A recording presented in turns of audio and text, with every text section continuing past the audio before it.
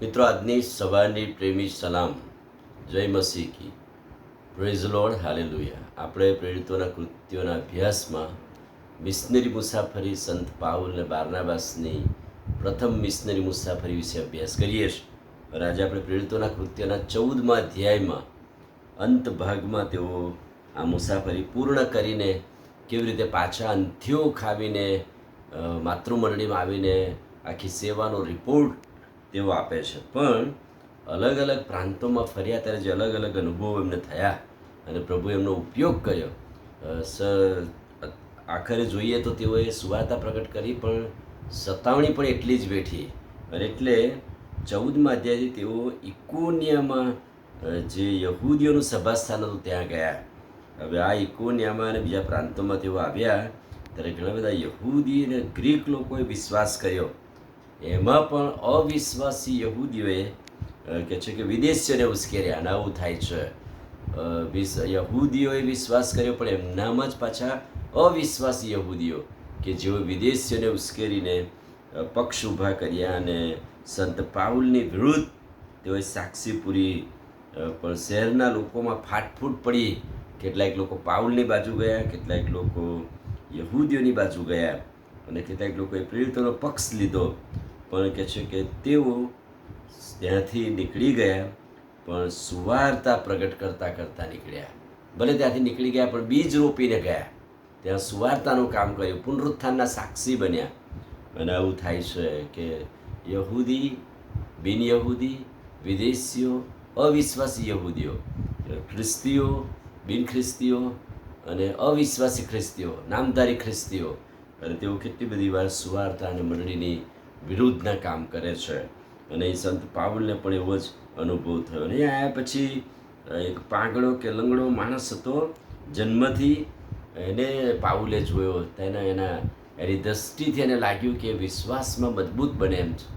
અને પાઉલે એનો વિશ્વાસ જોઈને એનો ચમત્કાર કર્યો, એને સારો કર્યો. ત્યારે ગામની અંદર લોકોએ જાણે કે પાઉલને બારનાબાસને દેવ માન્યા અને દેવ જેવી પૂજા કરવા કે છે કે આ તો માણસોનું રૂપ લઈને ઈશ્વર આપણી પાસે આવ્યા છે.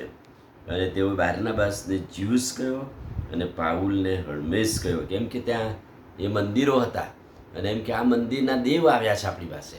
અને એટલે એમણે જાણે કે એમને માન આપવાના માટે અને એમની વિધિઓ કરવાને માટે ઉશ્કેરાયા. પણ પાઉલ અને બારનાબાસે બહુ જ નમ્રતાથી કહ્યું કે અમે પણ તમારી પ્રકૃતિના જ માણસો છીએ, અમે પણ તમારા જેવા જ છે, અમે પણ ભૂલો કરી શકીએ છીએ, અમારામાં પણ અધૂરાપણું છે, અમે દેવ નથી, પણ ઈશ્વરે મોકલેલા પ્રેરિતો કે સેવકો તો છીએ જ. જીવતા દેવની તરફ તમે પાછા ફરો એટલા માટે પ્રભુ એમને મોકલ્યા છે.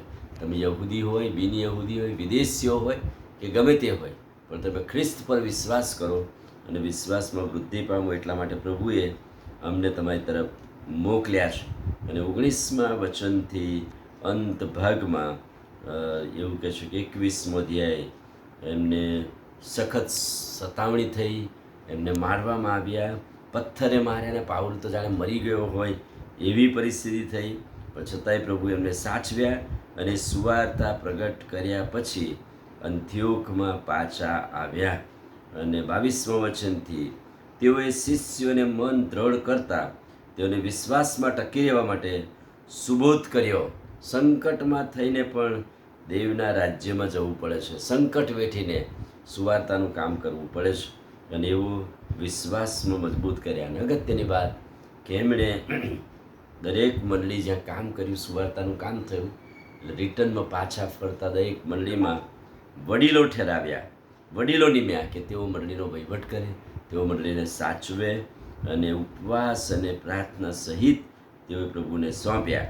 અને પાછા તેઓ પોતાના વતનમાં કે પોતાની જગ્યાએ જ્યાંથી તેઓએ તેમને પસંદ કર્યા હતા એ જગ્યાએ પાછા આવ્યા. અને એમના કહેવાનો રિપોર્ટનો હેતુ વિશ્વાસનું બારણું વિદેશીઓમાં કેવી રીતે ઉગડ્યું છે તે બધું તેઓ કંઈ સંભળાયું. ઘણા દિવસ સુધી શિષ્યોની સાથે તેઓ રહ્યા. આ બહુ અદ્ભુત વાત છે. સુવાર્તાનું કામ કર્યા પછી, મિશનરી કાર્ય કર્યા પછી શારીરિક માનસિક રીતે થાકી ગયા. તો કે છે કે એ જગ્યા જ્યાંથી એમને શિષ્ય તરીકે, પ્રેરિત તરીકે મોકલ્યા ત્યાં આવ્યા આરામ કર્યો, ખાસા દિવસ સુધી શિષ્યો જોડે રહે આરામ કર્યો, ત્યાર પછી બીજી મિશનરી મુસાફરી તેઓ શરૂ કરશે. આમીન પ્રાર્થના કરીએ. વાલા પ્રભુ, આજે સવારે તમારા અદ્ભુત ને પવિત્ર વચનને માટે આભાર. વચનના પ્રકાશમાં અમને દોરો, તમારું સામર્થ્ય આપો. પ્રભુ ઈસુના નામમાં માંગીએ છીએ, સાંભળોને માન્ય કરો. આમીન. God bless you.